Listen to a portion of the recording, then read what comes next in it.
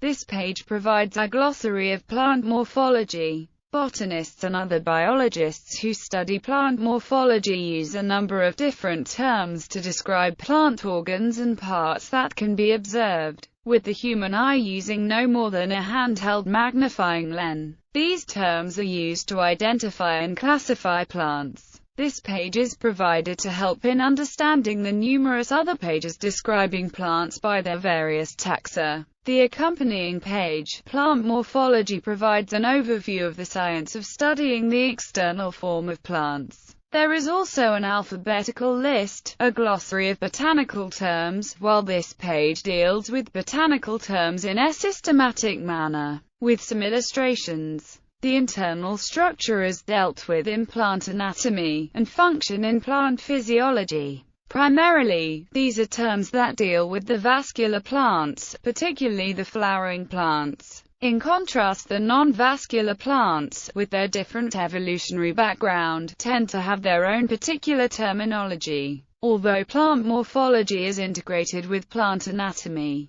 the former, which requires few tools, was the basis of the taxonomic description of plants that exists today. Since the terms used have been handed down from the earliest herbalists and botanists, as far back as Theophrastus, they are usually Greek or Latin in form. These terms have been modified and added to over the years, and different authorities may not always use them in exactly the same way. This page has two parts. The first deals with general plant terms, and the second with specific plant structures or parts. General plant terms. Obaxial, located on the side facing away from the axis. Adaxial, located on the side facing towards the axis. Dehiscent, opening at maturity. Gall, outgrowth on the surface caused by invasion by other life forms, such as parasites. Indehiscent, not opening at maturity. Reticulate, web-like or network-like. Striated, marked by a series of lines, grooves, or ridges.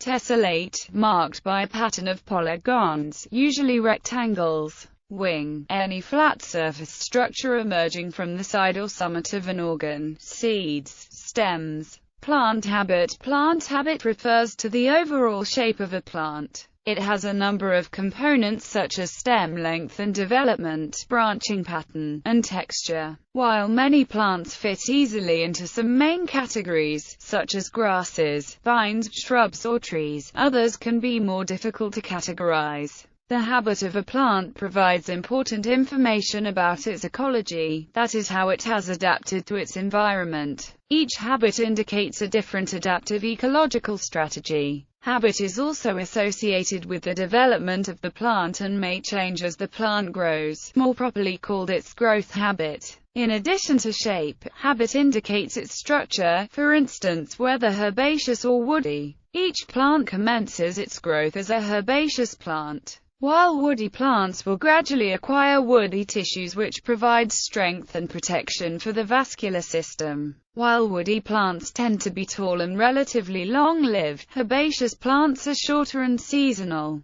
dying back at the end of their growth season. The formation of woody tissue is an example of secondary growth, a change in existing tissues, in contrast to primary growth that creates new tissues, such as the elongating tip of a plant shoot. The process of wood formation is commonest in the spermatophytes and has evolved independently a number of times. The roots may also lignify, aiding in the role of supporting and anchoring tall plants, and may be part of a descriptor of the plant's habit. Another plant habit refers to whether the plant possesses any specialized systems for the storage of carbohydrates or water, allowing it to renew growth after an unfavorable period. Where the amount of water stored is relatively high, the plant is referred to as a succulent. Such specialized plant parts may arise from the stems or roots. Examples include plants growing in unfavorable climates, very dry climates where storage is intermittent depending on climatic conditions, and those adapted to surviving fires that can regrow from the soil afterwards. Some types of plant habit include herbaceous plants. a plant in which all structures above the surface of the soil, vegetative or reproductive, die back at the end of the annual growing season, and never become woody. While these structures are annual in nature, the plant itself may be annual, biannual, or perennial. Herbaceous plants that survive for more than one season possess underground storage organs, and thus are referred to as geophytes. Terms used in describing plant habit include accorescent, the leaves and inflorescence rise from the ground, appearing to have no stem. Acid plant, plants with acid saps, normally due to the production of ammonium salts. Acme, the period when the plant or population is at its maximum vigor. Actinomorphic, parts of plants that are radially symmetrical in arrangement. Arborescent, growing into a tree-like habit, normally with a single woody stem. Ascending, growing uprightly, in an upward direction, heading in the direction of the top. Esurgent, growth ascending. Branching, dividing into multiple smaller segments. Caducous, falling away early. Coalescent, with a well-developed stem above ground. Cespitous, forming dense tufts, normally applied to small plants typically growing into mats, tufts or clumps. Creeping, growing along the ground and producing roots at intervals along surface. Deciduous, falling away after its function is completed. Decumbent, growth starts off prostrate and the ends become upright. Deflexed, bending downward. Determinate growth, growing for a limited time, floral formation and leaves. Dimorphic, of two different forms. Echid, a plant assumed to be adapted to a specific habitat. Ecotone, the boundary that separates two plant communities, generally of major rank, trees in woods and grasses in savanna for example. Ectogenesis, variation in plants due to conditions outside of the plants. Ectoparasite, a parasitic plant that has most of its mass outside of the host. The body and reproductive organs of the plant lives outside of the host. Epigyle, living on the surface of the ground. See also terms for seeds. Epigean, occurring on the ground. Epigeic, plants with stolons on the surface of the ground. Epigous, on the ground, used for leaf fungus that live on the surface of the leaf. Epilithic, growing on the surface of rocks.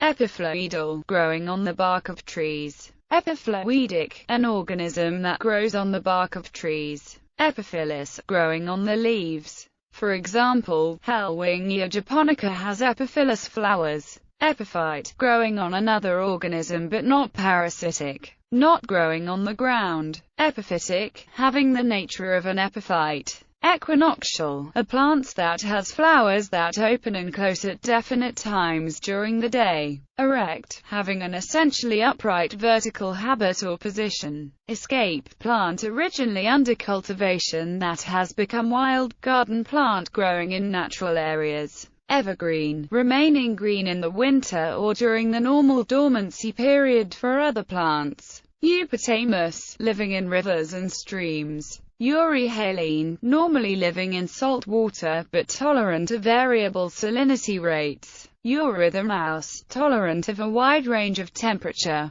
Exclusive species, confined to specific location. Exotic, not native to the area or region. Exocatus, a dried plant, most often used for specimens in a herbarium. Indeterminate growth, inflorescence and leaves growing for an indeterminate time, until stopped by other factors such as frost. LAX, non-upright, growth not strictly upright or hangs down from the point of origin. Parasitic, using another plant as a source of nourishment. Precocious, flowering before the leaves emerge. Procumbent, growing prostrate or trailing but not rooting at the nodes. Prostrate, laying flat on the ground, stems or even flowers in some species. Repent, creeping. Rosette, cluster of leaves with very short internodes that are crowded together, normally on the soil surface but sometimes higher on the stem. Rostolate, like a rosette.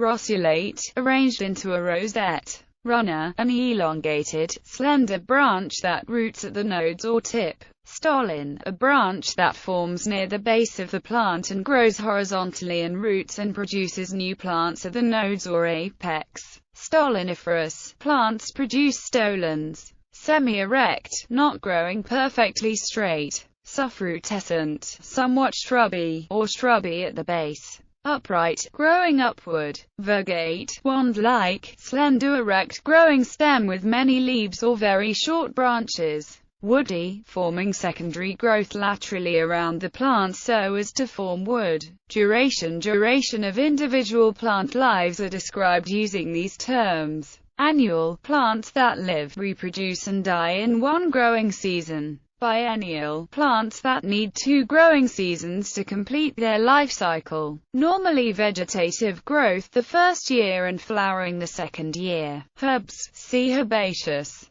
Herbaceous, plants with shoot systems that die back to ground each year, both annual and non-woody perennial plants. Herbaceous perennial, non-woody plants that live for more than 2 years and the shoot system dies back to the soil level each year. Woody perennial, true shrubs and trees or some vines with shoot systems that remain alive above the soil surface from one year to the next. Monocarpic, plants that live for a number of years then after flowering and seed set die.